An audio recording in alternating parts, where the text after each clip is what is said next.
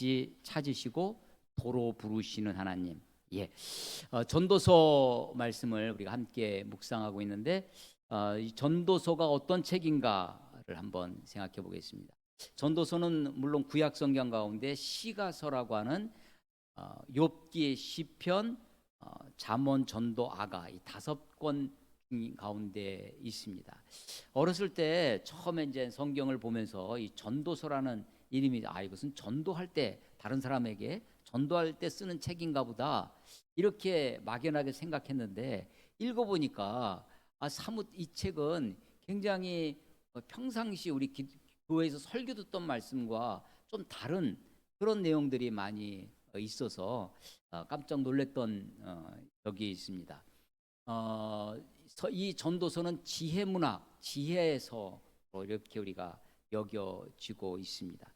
여기서 전도자라는 말이 계속 나오는데 이 전도자라는 말은 다른 성경에 보면 다른 번역에 보면 설교자라고도 프리처, 설교자라고도 이렇게 번역이 되기도 하고 혹은 티처, 선생님으로 번역이 되기도 하는 그런 말. 코헬렛이라고 하는 단어인데 그래서 원래 히브리 성경은 디브레 코헬렛 그래서 코헬렛의 말씀 이런 뜻이에요. 전도서의 책 이름 히브리서의 책 제목은 전도자의 말씀. 그래서 코헬렛의 말씀이라는 것이죠. 이 전도서에서는 우리가 보통 솔로몬의 전도서 우리가 이렇게 많이들 이야기 전통적으로 그렇게 해왔습니다. 솔로몬의 책이 아가서가 있고 또 잠언이 있고 그리고 전도서 이게 3권이 솔로몬의 책으로 알려져 있습니다. 그런데 아가서는 솔로몬의 아가라 아가서 1장 1절에 보면 그 이름이 나와요. 솔로몬의 아가라. 잠언 1장 1절도 이스라엘 왕 다윗의 아들 이스라엘의 왕 솔로몬의 잠언이라. 솔로몬이라는 이름이 분명히 기록되어 있습니다. 그런데 이 전도서를 읽어보시면 전도서에는 솔로몬이라는 이름이 나오지 않고 있습니다.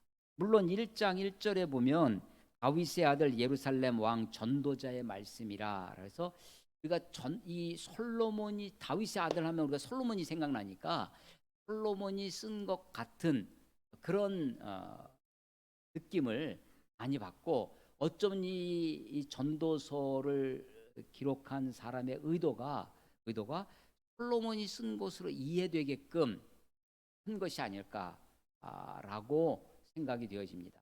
그래서 특히 후반부에 12장까지 있는데 뒤쪽으로 후반부로 가면 솔로몬 왕이 쓴 것 같지 않다라고 여겨지는 부분들 그런 내용들이 사뭇 많이 등장합니다. 그럼에도 불구하고 솔로몬의 이 전도서의 기를 쓴 사람이 그래서 이 앞부분 1장 1절로 11절까지 그리고 12장 끝부분은 전도자가 이르되 그러니까 다른 사람 제3자가 전도자의 말을 인용한 것처럼 되어 있어요. 근데 1장 12절부터 나 전도자는 하면서 전도자가 이 코엘렛이라고 하는 사람이 전도자가 직접 말하는 것처럼 되어 있습니다. 그래서 이게 전도자가 직접 말하든 혹은 다른 사람이 전도자의 말을 빌어서 말하든 이 전체가 마치 솔로몬이 말하는 것처럼 우리에게 듣게끔 그렇게 해주고 있다라고 하는 것입니다. 솔로몬을 생각하면 이스라엘 전성기 다윗 왕에 이어서 영토적으로나 혹은 경제적 나라의 부요 번영 이런 것으로도 절정에 이르렀던 시기입니다. 물론 솔로몬 이후에 나라가 북왕국 이스라엘과 남왕국 유다로 분열이 되죠. 그렇게 된 데에는 솔로몬 왕의 소위 포갑정치 강압정치 백성들의 그 솔로몬의 영화를 이루기 위해서 백성들은 상당히 힘들었던 때였던 것을 우리가 생각하게 됩니다. 솔로몬이 정말 전무후무한 지혜의 왕으로 우리가 알려져 있는데 그의 지혜와 그의 풍요, 그의 번영. 그래서 여기 보면 솔로몬이 다 해봤다는 거죠. 어떤 물질적인 풍요, 또 육신의 쾌락의 삶, 이런 것들을 다 해보고 그리고 나서, 그래서 이 전도서는 마치 솔로몬의 노년기에 쓴 책일 것이다 라고 우리가 여겨집니다. 전도서는 특징이요, 다른 책처럼 율법의 말씀, 이미 있는 어떤 정경, 율법의 말씀을 읽고 깨달은 것이라든지, 혹은 하나님이 이렇게 말씀하셨다, 하나님으로부터 받은 것이라든지, 혹은 다른 역사서처럼 이스라엘의 역사를 기록하고 또 혹은 룻기나 뭐 다른 이야기를 쓴 것이 아니라, 이 전도서는 이 전도서의 기자가 자기가 보고 살핀즉 내가 보았노라, 보되, 혹은 심지어는 연구하여. 그래서 이 전도서의 깨달음은 굉장히 관찰적이에요. 자기가 관찰을 해서 보고 살피고, 그래서 이 탐구적입니다. 그래서 깨달은 것이에요.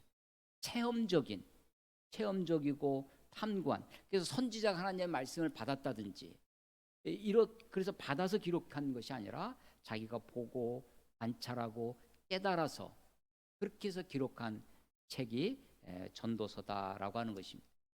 전도서에 하면 제일 많이 생각나는 말, 헛되다라고 하는 거죠. 뭐 1장 2절부터 나옵니다. 전도자가 이르되 헛되고 헛되며 헛되고 헛되니 모든 것이 헛되도다. 5번 나와요. 한 문장에 다 헛되. 이것이 이 히브리 성경의, 이 히브리 문학의 특징 중에 하나가 수미 쌍관이라는 게 있어요. 앞과 뒤가, 제가 비유를 꼭 데칼코마니라고 설명했는데, 이렇게 딱 하면 맞게 되는 거 있잖아요. 앞과 뒤가, 이 수미, 머리수, 꼬리미, 머리와 끝이 연결되어지는. 그래서 12장 끝에 가서도 모든 것이 헛되다라는 것을 강조합니다. 헛되다라고 하는 것이 헤벨이라는 말이에요. 헤벨이 구약 성경에 약 70여 번 나온, 구약 성경 전체에 그 중에 38번이 38번이 이 전도서에 나와요. 그러니까 전도서에 아주 집중되어 있다는 것을 우리가 알 수 있고요. 인류의 역사, 물론 인류의 역사는 아담부터 시작되지만, 아담이 그 에덴의 파라다이스 낙원을 상실하고 낙원을 잃어버리죠. 추방됩니다. 추방된 인류, 추방된 에덴에서부터 추방된 인류의 첫 역사가 가인과 아벨의 역사예요. 그때 그 아벨의 뜻이 무엇인가? 가인은 얻었다라고 하는데 아벨이 허무하다는 뜻이에요. 근데 아벨과, 제가 조금 전에 가장 많이 나온다는 헛되다의 히브리어를 헤벨입니다. 아벨과 헤벨이 비슷한. 그래서 헤벨 헛되다 할 때의 헤벨이 수증기, 히브리의 수증기, 안개, 연무, 이런 뜻이 있습니다. 혹은 호흡도 헤벨이라고, 숨 하는데 이 숨도 헤벨이라고 하고요. 모든 것이 헛되요. 그래서 이 전도서를 읽어보시면 쉽게 눈에 들어오는 것, 가장 많이 귀에 들어오는 것이 헛되다라고 하는 것입니다. 이 헛되다라고 하는 이 헤벨이라고 하는 단어를 다른 성경, 영어 성경에 뭐라고 번역했냐면 nothing, 아무것도 없다라는 거예요. 또 혹은 의미 없다, meaningless, 의미 없다, 이렇게 번역이 되어지기도 합니다.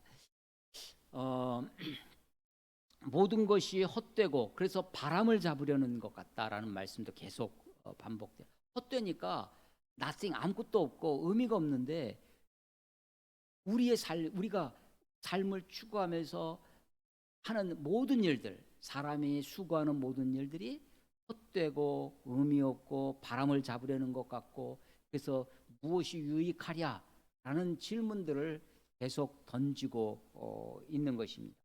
덧없음, 새로운 해 아래 새 것이 없다라고 하는 것입니다. 그런데 이 헛되다라고 하는 단어 앞에 아주 반복적으로 등장하는 말씀이 해 아래 있는 모든 것이, 해 아래에서 하는 모든 수고가, 해 아래고 하는 한정구가 있다는 거죠. 그 말은 해 위에, 해 너머에는 헛되지 않은 세계가 있다는 것을 암시해주고 있습니다. 그래서 초기에 이 구약 성경이 성경에 우리가 구약 성경 39권인데 39권 성경이 정경으로 이게 하나님의 책이구나 발견되어지는, 정경화되어지는 과정 속에 몇 권의 책들이 이 정경으로 될까 말까 하는 그런 위기의 책들이 좀 있었어요. 그 중에 하나가 이 전도서입니다. 그 중에 하나가 에스더서예요. 에스더서에 보면 하나님이라고 하는 이름이 한 번도 등장하지 않습니다. 신명이 한 번도 등장하지 않고 에스더서에는 종교적 행위, 예배드렸다, 기도했다, 찬양했다 이런 것들이 하나도 안 나와요. 그냥 어떤 사건이 벌어진 이야기. 다만 힌트가 하나 있는데, 비슷한 게 하나 있는데 에스더서에 보면 금식했다라는 말이 있어요. 금식하면서 기도했다 그런 건 없고 그냥 금식다라는. 그럼에도 불구하고 하나님의 이름이 하나도 그냥 인간들의 이야기 같은데 그 역사 속에 하나님의 섭리가 아주, 하나님의 다스리시, 하나님의 섭리가 등장하는 책, 이게 이제 에스더서라는 거죠. 이 전도서도 마치 모든 것이 헛되다라고 하는 것 앞에 사실 허무주의 문학처럼 그렇게 다가옵니다. 그래서 이것이 과연 하나님의 책인가? 그것을 뛰어넘는 해 너머에 있는 무엇을 가르쳐주는 말씀인가에 대한 그런 발견들, 그런 것이 이제 이 전도서가 정경으로 구약 39권에 들어오게 되는 아주 중요한 포인트가 되는 것이죠. 이 덧없음, 헛됨, 그것이 우리가 사는 날 동안에, 그래서 살펴보니까 이 전도자가 내가 보고 보았노니 그가 알았도다 깨달았도다 하는 것들의 이 덧없음의 그 핵심이 뭐냐면, 헛됨의 핵심이 뭐냐면 그 모든 것이 결론이 똑같다는 것입니다. 결론이 일반이에요. 지혜자나 우매자가 일반이라, 심지어는 사람과 짐승도 일반이에요. 오늘도 읽은 본문 중에 18절에 보면 그들이 자기가 짐승과 다름이 없는 줄을, 다름이 없다는 겁니다. 인생이 당하는 것을 짐승도 당하고 짐승이 당하는 것 똑같다는, 일반이라는 것이 똑같다는 것입니다. 그 똑같은 것이 뭐냐면 꿈이라는 것입니다. 다 흙으로 돌아간다는 거죠. 그래서 모든 것이 다 무로, 허무로 끝나는, 그래서 그 허무한 그것 속에 그것을 지금 논증하고 있어요. 이 전도자가 오늘 이 성경을 이 전도서 3장을 10절부터 읽었는데 1절부터 우리가 잘 알고 있는 유명한 말씀이 등장합니다. 범사에 기한이 있고 천하만사에 때가 있다라고 하는, 기한과 때가 있어요. 시간의 문제가 전도서에 아주, 전도서를 이해하는 아주 중요한 포인트 중에 하나입니다. 시간이라는 단어가 있고요. 시점이라는 게 있어요. 점은 어떤 한 포인트죠. 시점이 있어요. 시간은 그 때의 간격입니다. 사이간자를 쓰는, 시간이 있다. 시간은 어떤 기간이 있는 거예요. 오늘 범사가 기한이 있고 때가 있다라고 하는데, 이 때는 시점입니다. 때가 있어요. 기한은 기자가 앞에 기자가 붙어 있잖아요. 기자는 약속에 기약하다 할 때, 기약할 기자입니다. 한은 한정됐다는 거예요. 그래서 기한이 아직 남아 있지, 기한이 지났다라고 할 때 어떤 기간이 있어요. 시간이에요. 시간. 어떤 때의 길이가 있습니다. 그런데 이게 무한하다는 게 아니에요. 또 한이 있어요. 한정되어 있어요. 이게 기한이라고 하는 단어예요. 그럼 범사가 기한이 있습니다. 범사가 무한하지 않다는 것입니다. 그러니까 이 기한이 있다, 때가 있다, 범사의 기한이 있고 범사의 때가 있다라고 하는 이 말은 영원과 반대되는 거예요. 영원은 끝이 없는 거죠. 한이 없는 거예요. 한이 없는 거예요. 한정이 없는 겁니다. 그런데 범사는 모든 천하만사가 기한이 있어요. 모든 것은 내가 지금 당하는 괴로움, 고통, 기한이 있어요. 때가 있는 것입니다. 끝이 있어요. 무한하지 않습니다. 무한한 게 없어요.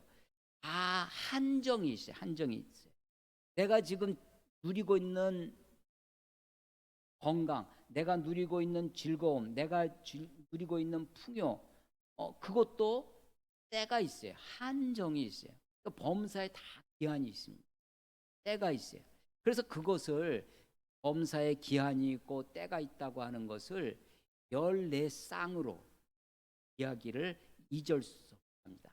날 때가 있고 죽을 때가 있고 서로 상반되는 개념으로 심을 때가 있고 심은 것을 뽑을 때가 있고 죽일 때가 있고 치료할 때가 있고 헐 때가 있고 세울 때가 있고 울 때가 있고 웃을 때가 있고 슬퍼할 때 있고 춤출 때가 있고 다 상반되는 것으로 14개의 쌍, 이 14개보다 더 많이 이야기할 수 있겠죠. 그러나 어떤 것도 계속 낳기만 하는 게 아니에요. 계속 죽기만 하는 것이 아니라 계속 좋을 때만 있는 것이 아니고 계속 나쁠 때만 있는 것이 아니라 범사의 모든 것은 다 기한이 있어요. 한정되어 있습니다. 한정되어 있고 때가 있다. 상호 배타적인 그런 때로 설명하고 있는 것입니다. 그런데 이런 일들 가운데 이런 범사에 오늘 10절부터 오늘 본문 설교 말씀을 10절부터 읽었는데 하나님이 우리 인생들에게 힘써서 일하는 수고로움, 노고를 주사 애쓰게 하신 것을 내가 보았노라. 이런 때 가운데 즐거울 때나 슬플 때나 즐거움은 즐거움대로 노고가 있고 부유할 때는 부유할 대로 괴로우면 괴로운 대로 인생의 모든 것은 노고가 있다는 것입니다. 애쓰는 것이 있다는 거예요.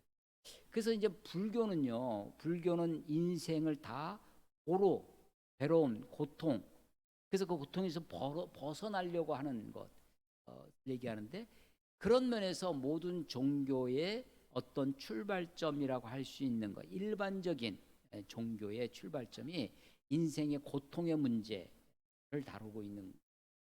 그래서 하나님이 인생들에게 노고를 주사 애쓰게 하셨다라고 하는 것입니다. 11절 보면 하나님이 모든 것을 지으시되 때를 따라 아름답게 하셨고, 모든 것 만사가 기한이 있고 때가 있다고 했는데 때를 따라 아름답게 하셨습니다. 이게 하나님이 지으신 거예요. 하나님이 모든 것을 지으시되 때를 따라 아름답게 하셨다는 게 뭘까? 아름답게 하셨다는 것은요, 적당하게 하셨다는 것입니다. 때에 맞게 하셨다는 겁니다. 때에 적당하게. 만사는 다 때가 있어요. 그 때는 영원한 게 아닙니다. 한정적인 거예요. 기약이 있어요. 약속된 한정이 있다는 것입니다. 그래서 우리는 그것 때에 맞도록 때를 따라 아름답게 하셨다는 것이 때에 맞도록 슬플 때는 슬플 대로 그대로 사는 거예요. 그런데 만사는 다 그러합니다. 근데 이 만물 가운데 특별하게 창조된 것이 뭐냐면 사람이죠. 사람은 하나님의 형상대로 하나님을 닮도록 하나님의 모양대로 창조했어요. 그 하나님의 모양대로 창조했다. 하나님의 형상대로 창조했다. 다른 많은 만물처럼 심지어는 일반 동물이 그런 흙으로 창조되었습니다. 짐승들이. 우리도 흙으로 창조됐죠. 흙으로 빚으사 그 코에 생기를 불어넣으셨다고 하는. 그래서 일반 동물은 그냥 흙으로 창조되었는데 사람에게는 하나님의 생기가 불어져. 그래서 뭔가 차별적인 같으면서도 오늘 18절에 짐승과 다름이 없어요. 짐승과 똑같습니다. 의사가 짐승들을 대하는 거나 아마 의사가 사람을 대하는 거나 그냥 화학자가 인간의 몸을 뼈를 살을 화학적으로 분석을 하면 다 똑같을런지 모릅니다. 그런데 차별이 있어요. 구별이 있죠. 그 구별된 점을 오늘 11절은 사람에게는 영혼을 사모하는 마음을 주셨다는 겁니다. 그래서 아까 범사에 기한이 있고 천하만사에 때가 있다. 기한과 때, 이 시간 개념은 영혼과 반대되는 개념이라고 했어요. 한정적이에요. 그런데 인간들에게는, 사람들에게는 무엇을 주셨냐면 영혼을 사모하는 마음을 주셨어요. 내가 무엇을 사모한다라고 하는 것은 그것이 나에게 있다 없다? 없다는 거예요. 그러니까 사실은 인간도 어디에 머물러 있냐면 기한과 때에 머물러 있습니다. 우리는 무한한 존재가 아니에요. 우리는 한정적인 존재입니다. 다 기한이 있어요. 시간의 간격 속에 살아요. 시간 속에 살아요. 그리고 우리는 매 순간순간 시점을 살아갑니다. 시간은 물론 과거와 현재와 미래가 있지만 우리는 항상 현재만을 살아요. 근데 그 현재라고 하는 말하는 순간 그건 과거가 됩니다. 지나가 버리는 거예요. 우리가 시간을 살아가는데 시간처럼 오묘한 게 없죠. 시간은 다 지나가 버릴 뿐이에요. 미래 오지 않았어요. 미래는 늘 오지 않습니다. 우리는 항상 현재만 있죠. 시간처럼 오묘하고 어려운 문제가 없어요. 그런데 범사는 다 기한이 있고 때가 있어요. 하나님이 모든 것을 지으셨어요. 하나님이 창조하셨습니다. 어떻게 창조하셨냐? 때를 따라 아름답게 하셨어요. 근데 인간은 뭘 주셨다고요? 영혼을 사모하는 마음을 주셨어요. 인간도 똑같이 때에 한정적으로 살아갑니다. 때를 따라 살아가. 그런데 인간은요, 오늘을 살면서도 영혼을 사모하는 마음을 주셨어요. 하나님이 그렇게 주셨기 때문에 인간이 인간다워지는 것, 하나님의 창조의 원리, 하나님의 창조의 뜻에 따라 사는 것은 물론 우리의 삶의 자리, 우리가 발을 딛고 살아가는 것은 때를 따라 살아가는 거예요. 때를 따라 살아가야 되는데 그런데 이중적으로 살아요. 그게 뭐냐? 영혼을 사모하며 살아야 됩니다. 그런데 인간이 하나님의 창조의 원리 어긋나게 사는 것, 하나님의 창조의 뜻에 벗어나 사는 것, 인간답지 못하게 사는 것. 그때 인간답다고 하는 것은 하나님이 지으신 그 인간대로 살지 않고 인간답지 못하고 짐승답게 하는 것, 그냥 만사처럼 사는 것, 천하 만물처럼 사는 것은 그냥 때에 맞게만 사는 거예요. 이 전도서를 보면요, 전도서에 모순이 있어요. 아주 그 애매하고 어려운 지점이 있습니다. 그래서 우리가 짐승과 똑같고 일반이고 다 허무하고 하니까 이 허무주의 다 아무 의미 없어. meaningless, nothing, 아무것도 아니야. 바람을 잡으려는 것 같고 헛되고 그럴 뿐이야. 그런데도 우리에게 삶이 있잖아요. 그러면 우리가 어떻게 살 거냐? 그냥 게세라 우리 어르신들은 무슨 말인지 별대로 되라.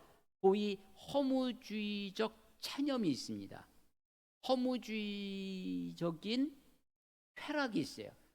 그냥 의미가 없고, 그러니까 지금 우리가 주어진 삶을 그냥 즐기고 살면 되는 거지. 그냥 아무렇게나 살면 되지. 의미 없으니까 헛될 뿐이니까. 그래서 그런 경계선에 있는 것이 오늘도 있는데요.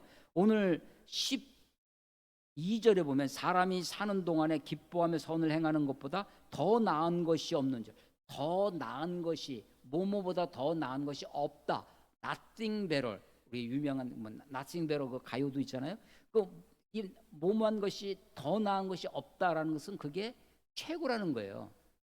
가장 좋다는, 뭐가 가장 좋으냐? 사람이 사는 동안에 이 유한한 기한이 있는 그 때를 살아가, 시점을 살아가는 우리들이 사는 동안에 그냥 기뻐하며 선을 행하는 것, 그게 최고다라는 것입니다. 13절은 사람마다 먹고 마시는 것과 수고함으로 낙을 누리는 그것이, 먹고 마시고 수고함으로 낙을 누리는 것이 그게 하나님의 선물인 줄을, 하나님의 선물이라는 거예요. 앞으로 좀 넘어가서 2장 24절, 사람이 먹고 마시며 수고하는 것보다 그의 마음을 더 기쁘게 하는 것이 없나니 내가 이것도 본즉 하나님의 손에서 나오는 것이라. 하나님의 손에서 나오시는 거예요. 하나님이 주시는 거예요. 하나님의 선물이라는 다른 표현이죠. 사람이 먹고 마시며 수고하는 것. 3장 22절에도 보면 그러므로 나는 사람이 자기 일에 즐거워하는 것보다 더 나은 것이 없음을 보았나니 이는 그의 몫이라. 그래서 하나님 손에서 나왔다, 하나님의 선물이다, 하나님, 그래서 그것이 그의 몫이다. 이게 다 같은 맥락입니다. 5장 18절 보시면요, 5장 18절에도 보면 사람이 하나님께서 그에게 주신 바 그 일생에 먹고 마시며 해 아래서 하는 모든 수고 중에서 낙을 보는 것이 선하고 아름다움을 내가 보았나니 그것이 그의 몫이로다. 8장 15절 보겠습니다. 8장 15절, 이에 내가 희락을 찬양하노니 이는 사람이 먹고 마시고 즐거워하는 것보다 더 나은 것이 해 아래에는 없음이라. 하나님이 사람을 해 아래서 살게 하신 날 동안 수고하는 일 중에 그러한 일이 그와 함께 있을 것이니라. 예. 자, 전도서에 아주 반복적으로 우리들에게 가르쳐 주는 교훈이 모든 것은 다 헛되다라는 것입니다. 사람을 잡으려는 것이고 아무 유익도 없고 그렇다는 것이에요. 그래서 그런 속에서 만사가 다 기한이 있고 때가 있는데 하나님은 이 만사를 때를 따라 아름답게 창조하셨다. 인간에게는 영혼을 사모하는 마음을 주셨다고 그래요. 그래서 그런 속에 인간이 어떤 것이 좋으냐? 사는 동안에, 살아있는 동안에, 살아가는 동안에 먹고 마시고 수고하며 낙을 즐기는 것이 그게 하나님이 우리들에게 주신 것, 하나님의 선물, 그 사람의 몫이다라고 하는 것입니다. 그래서 이 얼뜻 보면 전도서의 교훈이 굉장히 현세적이에요. 지금 있는 누리는 삶, 그리고 굉장히 물질적입니다. 그리고 쾌락적이에요. 어떻게 보면 허무주의적 체념에 가깝습니다. 헛되고 하니까 그런 것처럼 보여요. 그런데 그러면 그런 것이 어떻게 성경이 되었을까? 어떻게 하나님이 말씀으로 가고 오는 모든 시대에 하나님의 사람들이 이것을 하나님의 말씀으로 고백하고 그래서 하나님의 말씀으로 정경으로 믿게 되어지고 하나님이 이 말씀을 지키기 위하여 정경을 지키기 위하여 수많은 사람들의 순교와 피와 땀으로 이것을 그들 후손들에게 하나님의 사람들을 통해서 전수되어지도록 하시고 우리들에게까지 이 말씀을 허락하시는 것일까 생각하게 됩니다. 그래서 이 단순히 이것이 허무주의적인 체념, 그냥 현세적이고 물질적인 그런 것에서 머무르지 않는다는 것을, 해 아래에 있지 않다고 하는 것을 우리가 이 말씀을 읽으면서 그렇다면 우리에게 무슨 말씀을 하시는 것일까 하는 것을 전도서를 통해서 깨달아야 되겠다라고 하는 것입니다. 하나님이 우리들에게 영혼을 사모하는 마음을 주셨습니다. 그런데 인간들은 현세적이고 물질적이고 그런 것이 팽배한 삶을 우리의 눈앞에 펼쳐지는 이 땅만 보게 합니다. 해 아래만 보게 해서 해 너머를, 영혼을 사모하는 마음을, 그 마음을 잊게 해요. 그래서 오늘 여기에 주목하게 합니다. 우리 시대의 한 트렌드 중에 하나가 소확행이라는 말이 있습니다. 소확행. 어, 소소하지만 이게 맞다고 그래요. 소소하지만 확실한 행복이라고 하는데 소소하다 작다는 거죠. 작지만 확실한 행복. 이 소확행이라는 단어는 일본의 유명한 그 소설가 무라카미 하루키가 이 단어를 만들어낸 신조어라고 합니다. 그의 수필 중에 랑겔 한스 섬의 오후라는 그 수필인데 거기에서 인간의 행복이란 갓 구워낸 빵을 손으로 찢어 먹는 것, 이게 행복이라는, 혈압의 속옷이 가지런히 정돈되어 있는 것, 이런 것이 인간의 행복이라는 것입니다. 물론 이 무라카미 하루키는 다른 소설, 다른 사람이 쓴 소설입니다. Small good things, 작고 좋은 것, 이런 아주 작은 단편에서 착안해 가지고 소확행이라는 단어를 만들어 냈다고 합니다. 근데 이 소확행이라고 하는 이런 것이 나오게 된 배경이 일본도 이 2차 대전 이후에, 일본도 패망한 이후에 한국 전쟁과 또 월남전을 겪으면서 경제 부흥을 이룹니다. 전 세계의 무역을 통해서 그러면서 이 풍요를 경험하죠. 그런데 그 풍요 세대가 지나가면서 그 다음 세대들은 어찌할 수 없는 그런 한계를 경험한다는 것입니다.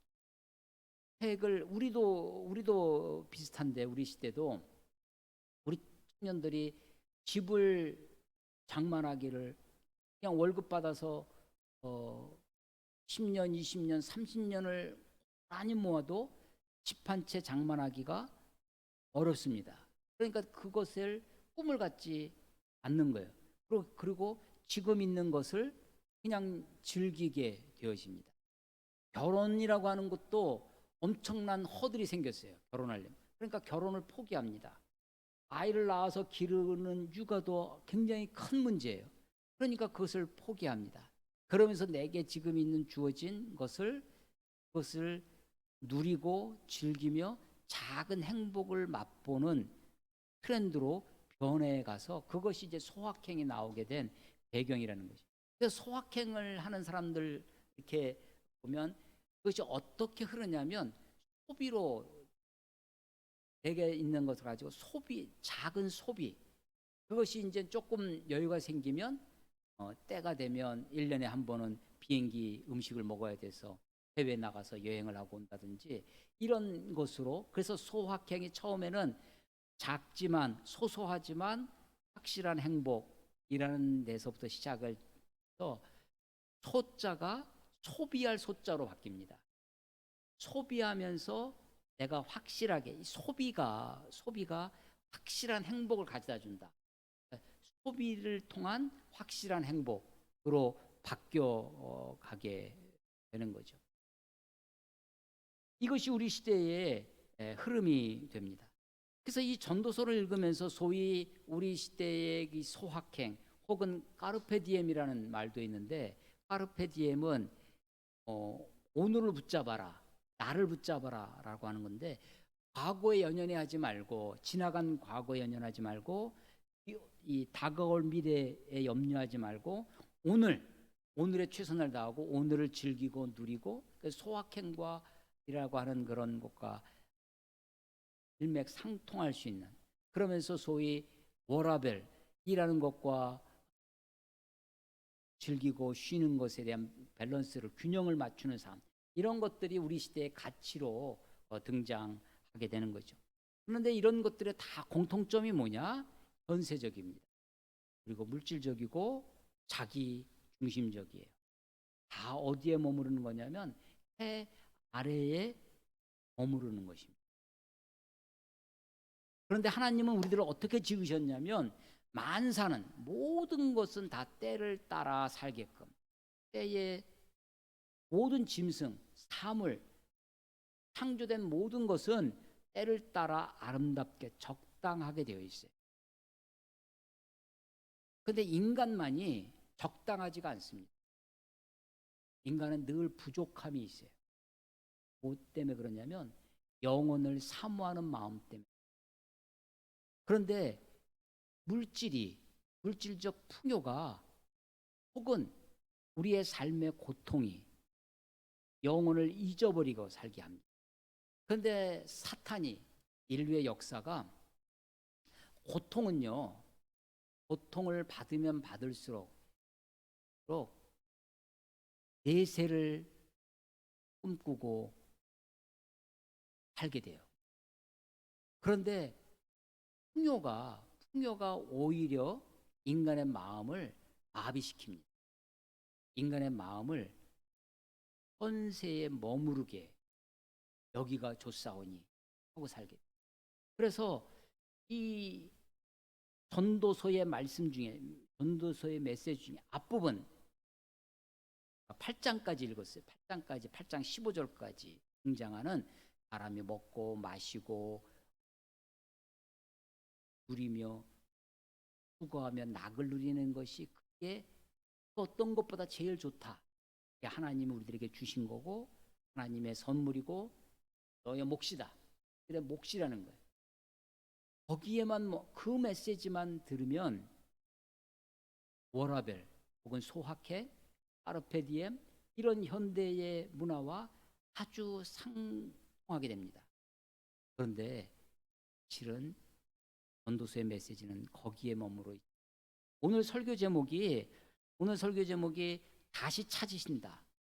저는 옛날에 이 본문을 가지고 3장 15절 말씀인데 이제 있는 것이 옛적에 있었고 장래에 있을 것도 옛적에 있었나니 하나님은 이미 지나간 것을 도로 찾으시니라. 이 도로 찾으신다는 것에 착안해서 하나님의 블랙박스,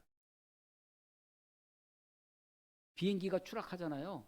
어떻게 해서 그런 사고가 났는지 블랙박스를 찾아서 그 지나온 과정을 다 확인하고 원인을 찾잖아요. 우리가 만물은, 사람을 제외한 만물은 다 때를 따라 살 것으로 끝나요. 그것으로 끝입니다. 그런데 인간은 영혼을 사모하는 마음을 주셨어요. 인간에게는요, 이 인생을 살아가는데 하나님과 버금가는 자유를 주셨습니다. 그래서 하나님이요 18절에 내가 내 마음속에 이르기를 인생들의 일에 대하여 하나님이 그들을 시험하시는, 하나님이 인간들에게 시험하세요. 테스트하십니다. 맡겨주 어떻게 하나 우리에게 맡겨주셨어요. 인간들에게 자유가 있습니다. 그래서 우리에게 주어진 삶을 마음껏 살 수 있도록 살게 하십니다. 그런데 우리가 먹고 마시고 수고하고 다 지나가요. 때야 기약이에요. 다 지나갈 뿐입니다. 모든 건 지나갑니다. 그런데 하나님은요 그것을 도로 찾으세요. 왜 찾으실까? 오늘 22절에 보면 그러므로 나는 사람들이 자기 일에 즐거워하는 것보다 더 나은 것이 없음을 보았나니 이는 그것이 그의 몫이기 때문이라. 탄식이죠. 그의 뒤에 일어날 일이 무엇인지. 지금 우리가 지금을 살아요. 때를 삽니다. 그런데 저 뒤에, 이 뒤라는 것은 과거의 뒤가 아니라 앞의 뒤예요. 저 뒤에 일어날 일, 미래입니다. 뒤에 일어날 일이 무엇인지를 보게 하려고 그를 도로 데리고 오십니다. 내가 인생을 막 살아갔어요. 근데 내가 앞으로 어떻게 살아갈지 모르잖아요. 근데 그 미래에 그 살아간 것을 나로 보게 하셔.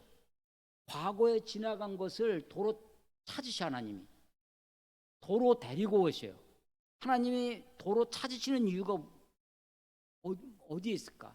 하나님이 도로 데리고 있을 하나님의 소환입니다. 하나님 우리를 도로 소환해요. 그래서 나의 미래, 내가 물론 이 미래 역시 지나가서 도로 소환해 보면 과거가 돼 있을 겁니다. 그것을 나로 보게 하십니다. 내가 어떻게 살아왔는지, 뒤에 일어난 일이 무엇인지를 보게 하려. 누가 보는 거냐면 내가 보는 거예요. 내가 그 일을 보도록 가서 도로 데리고 오신다는 거예요. 그래서 하나님의 블랙박스, 하나님의 소환, 하나님의 재심, 지난 정권에 있었던 일을 다시 불러다가 하잖아요. 그런 것처럼 하나님이 우리는 만물은 만사는 범사의 모든 것은 때를 따라 적당하게 아름답게 지으셨을 때 인간은 거기에 머무르지 아니하고, 물론 우리는 어떻게 사느냐? 때를 살아갑니다. 그래서 이 때를 살아가는 한정적 존재예요. 기약이 있는 존재입니다. 그래서 내가 이 때를 살아가는 오늘 내게 주어진 일을 먹고 마시고 수고하고 땀을 흘리며 거기서 낙을 누리는 것, 그것이 하나님의 선물이고 내 몫이에요. 근데 내가 그러면서 그게 끝이 아니라는 겁니다. 그래서 그것을 잘 사는 것이 하나님의 선물입니다. 내 몫인데 남의 몫을 쳐다봐요. 그래서 내가 괴롭습니다. 하나님의 선물인 것을, 하나님이 주신 것을 감사함으로 받아서 내게 주신 삶을 내가 최선을 다해 사는 것이, 그것이 하나님이 내게 주신, 내가 인생을 잘 살아가는 비결이에요. 그런데 자꾸만 우리는 남의 몫이 보이고 하나님의 선물이 아닌 다른 그것을 선물로 알아 기쁨으로 살아가야 되는데, 그래서 거기에 최선을 다해 사는 거예요. 근데 그것만 있는 것이 아니라 하나님이 도로 찾으십니다. 우리는 과거를 도로 찾을 수 있는 사람이 아무도 없어요. 과거를 돌이킬 수 있는 사람이 아무도 없어요. 하나님은 도로 찾으세요. 다시 찾으시고 도로 부르셔요. 왜? 그것을 우리가 지나온 삶을 보게 하기 위해. 그래서 전도서를 쭉 읽어보시면 전도서 중에 하나님이 하시는 일이 있어요. 하나님이 하시는 일, 하나님이 하시는 일이 무엇이에요? 하나님이 천지를, 범사를, 모든 것을 지으시고 또 사람에게 주시고 그리고 나서 하시는 일. 그리고 한 거야. 또 찾으시고 다시 찾으시고 도로 부르셔서 우리의 인생을 심판하시는 것이 하나님의 일이십니다. 하나님 우리에게 시험하시려고 맡겨주셨어요. 하나님이 도로 이미 지나간 것을 다시 찾으시고 뒤에 있는 것을 뒤로 보게 하려고 도로 부르시는, 데리고 오실 분 하나님이십니다. 하나님은 영원하신 하나님. 그래서 하나님이 하시는 일이 영원이에요. 14절을 보시면 하나님께서 행하시는 모든 것은 영원히 있을 것이라. 범사는 기한이 있어요. 한정적이에요. 범사는 때, 시점이 있어요. 범사는 시간 속에 있습니다. 시간과 시점과 시점 사이, 그 시간이에요. 근데 하나님은 영원. 그래서 이 영원하신 하나님은 영혼의 무엇을 더할 수도 없고 덜할 수도 없어요. 하나님은 자기 충족적입니다. 하나님은 그것으로 충족하세요. 우리는 그 기한을 좀 늘린다든지 기한을 뭐 좀 줄인다든지 더하면 덜하는 게 있을 거 아니에요? 그런데 하나님은 더할 수도 덜할 수도 없이 완전하신 분이죠. 문제는 11절에 보면요, 하나님이 하시는 일에 시종을 사람으로 측량할 수 없게 하셨다.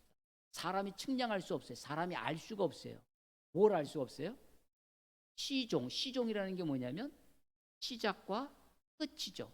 인간은 범사는 다 시간이 있다고 그랬어요. 기한이 있어요. 시작과 끝이 있습니다. 하나님이 이걸 정해 놓으셨어요. 그런데 인간이 그걸 몰라요. 내 괴로움이 언제 끝나는지, 내 풍요가 언제 끝나는지, 이 그때를 알 수 없어요. 측량할 수 없게 하셨습니다. 우리의 장래일을 모르게 하셨습니다. 그래서 우리가 시점을 살아요. 때를 살아요. 내게 주어진 삶, 하나님 내게 주신 것, 하나님의 선물, 나의 몫을 내가 기쁨으로 감사로 최선을 다하여 수고하며 땀 흘리며 살아요. 그런데 그 일을 통해서 어떻게 하며 선을 행할 것인가, 이게 이 전도서에 들어있어요. 그리고 하나님이 그것을 도로 찾으시고 다시 우리를 데리고 오셔서 보게 하셔. 우리로 보게 하셔. 내가 그래서 아무 누구도 변명할 수 없게 하실 것이다. 증거가 다 있어. 블랙박스가. 우리가 걸어온 삶의 족적들이 다 드러날 것입니다. 하나님 앞에 누구도 변명할 수 없을 것입니다. 하나님은 우리에게 우리의 삶을 맡겨주셨어요. 하나님은 우리를 시험하시는 분이십니다. 우리에게 자유를 주시고 우리를 누릴 수 있도록 범사에 다 기한이 있고 때가 있습니다.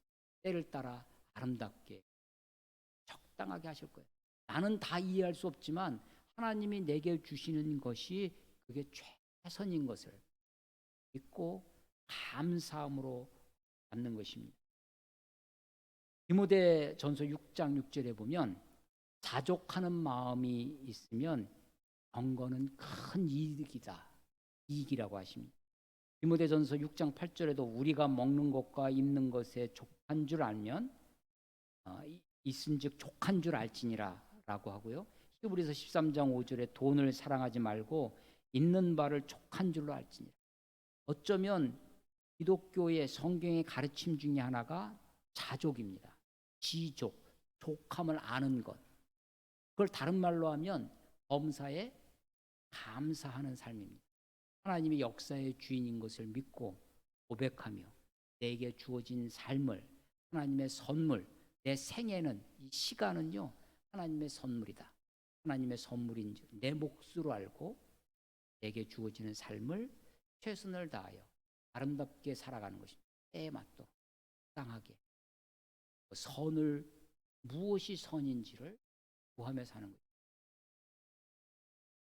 해 아래 삶이 끝나면 하나님이 우리를 도로 찾으시고 다시 부으셔서 우리가 살아온 삶을 우리로 보게 하실 것입니다.